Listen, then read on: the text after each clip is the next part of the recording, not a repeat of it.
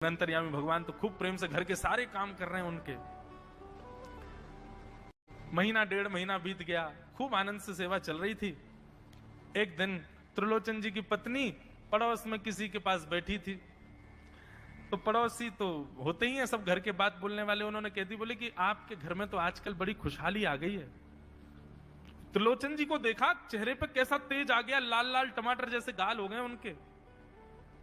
बोले अरे वो आया है ना अंतर्यामी सेवक हमारा, बहुत सेवा करता है, प्रसादी वगैरह सब वही बनाता है, फिर मालिश करता है उनकी, बढ़िया बढ़िया उनके लिए जूस निकालता है, बढ़िया उनको सब भोजन पानी पवाता है, इसलिए इस वजह से त्रिलोचन जी बढ़िया है। त्रिलोचन जी तो बढ़िया हो गए, तुम सूख गई हो, तुम इतनी पतली दुबली क्यों हो गई?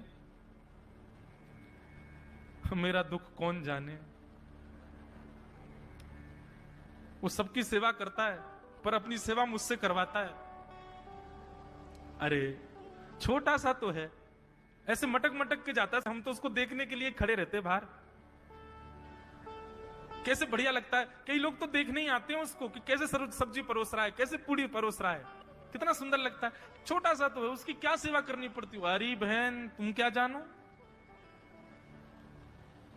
2, 4, 5, 10 किलो आटे की कब कब में रोटियां पूड़ियां खा जाता है चपेट करके, कुछ पता नहीं चलती, पेट है कुआ है समुद्र है क्या है पता नहीं चलता है, इतना खाता है इतना खाता है इतना खाता है। 4 घंटे की समाधि पर बैठता है एक साथ, थाली नहीं थाल लगाना पड़ता है उसके लिए, इतना खाता है।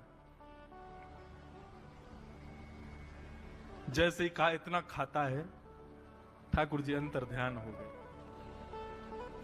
शाम का समय, त्रिलोचन जी रोज शाम होते ही बैठते थे, थोड़ी देर कुछ चर्चा आदि करते थे भक्तों की।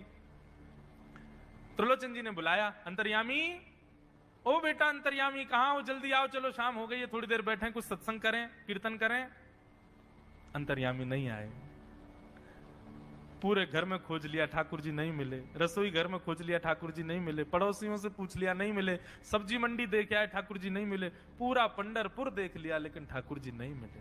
त्रिलोचन जी बड़े उदास हो गए, पत्नी से कहने लगे पता नहीं कहां चला गया, कहां गया होगा पता नहीं। देवी तुमने उससे ये तो नहीं कह दिया था कि इतना क्यों खाते? बोले नहीं नहीं मैं तो कान पकड़ती हूं, मैं कभी नहीं कहती उससे। बोले किसी और से तो नहीं कहा था ना तुमने, क्योंकि उसने वचन दिया था ऐसा कहोगे तो मैं चला जाऊंगा। बोले हाँ आज एक गलती हो गई, पड़ोसी के पास बैठी थी, उससे बात करते करते मेरे मुख से गलती से निकल गया कि अरे उसके लिए तो बहुत बनाना पड़ता है, 10 किलो आटा खा जाता है, इतना खाता है, तो निकल गया था। समझ गए? बोले ओहो इसीलिए चला गया, उसको पता चल गया कि तुमने कह दिया है तभी चला गया है। त्रिलोचन जी और उनकी पत्नी दोनों श्री पंडरीनाथ भगवान मंदिर के दहली पर जाकर के बैठ गए।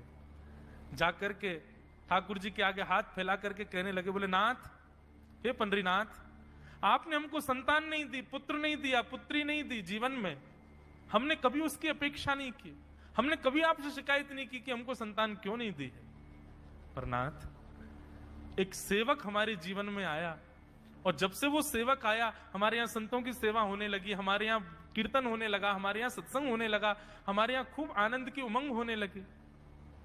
उस सेवक ने हमको आपसे और प्रेम करवा दिया। ठाकुर जी हम आज आपसे दोनों भीख मांग रहे हैं, हमें कुछ मत दीजिए, आप भी मत मिलिए हमको इस जन्म में, लेकिन हमारे उस सेवक अंतर्यामी को हमको वापस कर दीजिए भगवान, वो जहां कहीं भी हो उसको वापस भेज दो हमारे पास। ऐसा कहकर के रुदन करने लगे, नेत्रों से आंसू गिरने लगे, चरणों में प्रणाम करके श्री पंडरीनाथ भगवान को रुदन करने लगे त्रिलोचन जी और उनकी पत्नी। इतने में ही स्वर सुनाई दिया, बाबूजी। अंतर्यामी का स्वर सुनते ही पीछे मुड़ करके देखा तो पीछे तो कोई दिखा नहीं।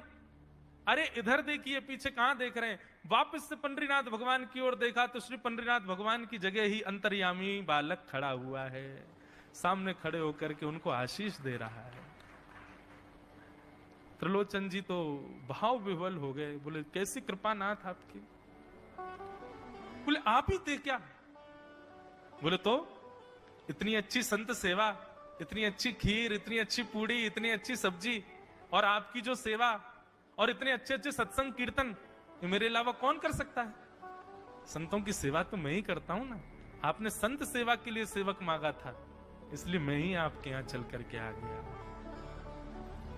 और श्री त्रिलोचन जी पर अद्भुत अद्भुत कृपा करके भगवान ने उनको कृतार्थ किया।